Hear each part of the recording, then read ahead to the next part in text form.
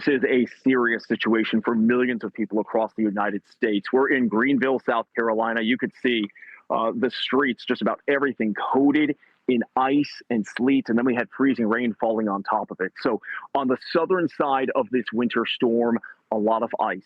On the northern side of this storm, a lot of deep, heavy snow impacting more than 24 states across the United States, more than 200 million people feeling the impacts. And the big concerns right now with the storm pushing off the coast, it's this surge of Arctic air coming in behind the storm. So across many parts of the central and eastern United States, we are expecting some of the coldest air so far this season to surge in over the next few days. So you're talking about communities all over the country buried in deep snow or essentially iced in. Now you have even colder weather coming in after it for the families and the businesses that may be without power and heat for several days, if not longer, in the hardest hit areas.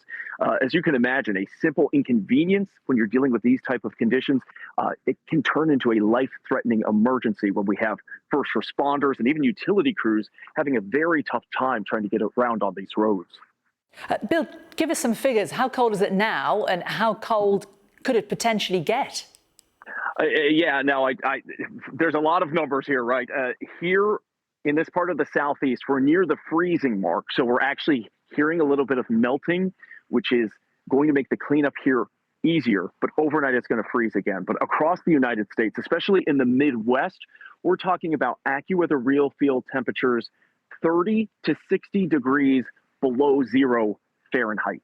So these are potentially life-threatening conditions, very tough for the workers outdoors doing this work, trying to clear the roads, clear the streets. And AccuWeather experts put out a preliminary estimate for the total damage and economic loss for this winter storm in the United States at $105 billion to $115 billion. We had travel essentially shut down for several days here in the U.S. I was at the Atlanta airport, one of the busiest in the world, where thousands of flights were canceled.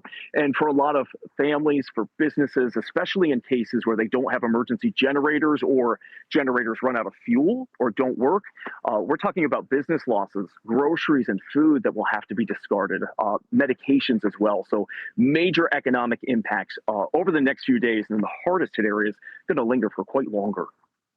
And what can those families do? You know, you're talking about areas where there are power outages, perhaps places where people don't have generators. Are communities getting together? Are there places that people are able to gather?